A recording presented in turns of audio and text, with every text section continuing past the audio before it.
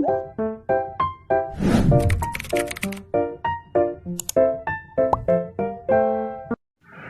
guys, ketemu lagi dengan gue Septia Wainingsi NIM 2015-20057 dari kelas BKI 5B.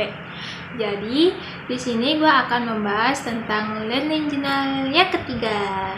Jadi di learning journal yang ketiga ini gue akan membahas tentang expository. Nah, di film dokumenter ini terdapat expository. Jadi apa sih expository itu?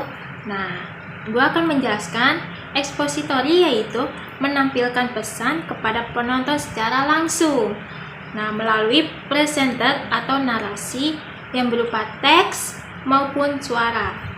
Nah, yang kedua, bentuk tersebut tentunya akan berbicara sebagai orang ketiga kepada peran secara langsung atau ada kesadaran bahwa mereka sedang menghadapi penonton atau banyak orang.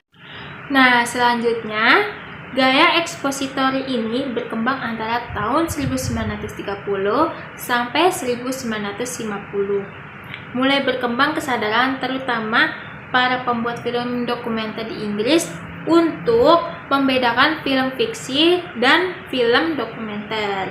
Nah, gaya expository ini menggunakan narasi dan teks sebagai penyampaian pesan ke penontonnya. Nah, adapun fungsi gaya dokumenter expository. Nah, itu terdapat 3 fungsi expository. Nah, yang pertama itu membangun konstruksi subjektif sutradara pada tema yang diangkat. Yang kedua, itu memancing ketertarikan penonton, pengikat penonton pada suatu perspektif. Nah, yang ketiga, itu untuk memperdalam pengetahuan penonton, penyampaian pesan kepada penonton. Nah, ada juga fungsi direct cinema. Apa sih fungsi direct cinema ini? Nah, jadi fungsi direct cinema ini di mana lebih untuk membangun kedekatan yang mendalam antara subjek dan para penontonnya.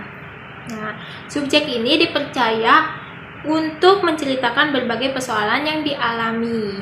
Nah, tidak hanya dalam perkataan saja, namun dapat ditunjukkan lewat beberapa kegiatan yang dilakukan oleh subjek. Nah, oleh sebab itu, para penonton ini seperti dihadapkan langsung pada sebuah kenyataan yang sesungguhnya. Nah, adapun penerapan gaya expository.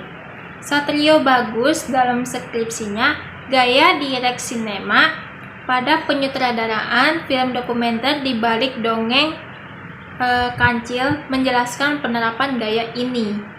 Nah, film dokumenter di balik dongeng Kancil pada tahun 2011. Nah, penggunaan konsep penyutradaraan direct cinema dalam segmen ini ditampilkan melalui beberapa adegan wawancara dan aktivitas Ki Ledjar Subroto yang berhasil direkam secara informal.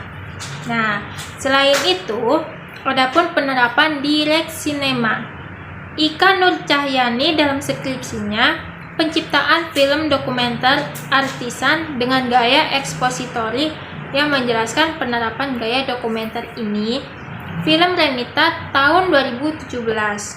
Scan Renita yang sedang bersiap-siap menuju pasar. Pada scan Renita sedang bersiap-siap menuju ke pasar, terdapat 2 unsur suara yang terdengar, yaitu suara wawancara Renita dan suara atmosfer sekitar rumah Renita. Nah, jadi sekian itu aja yang gue ceritakan tentang gaya expository dan direct cinema. Nah, kurang lebihnya mohon maaf. Wassalamualaikum warahmatullahi wabarakatuh.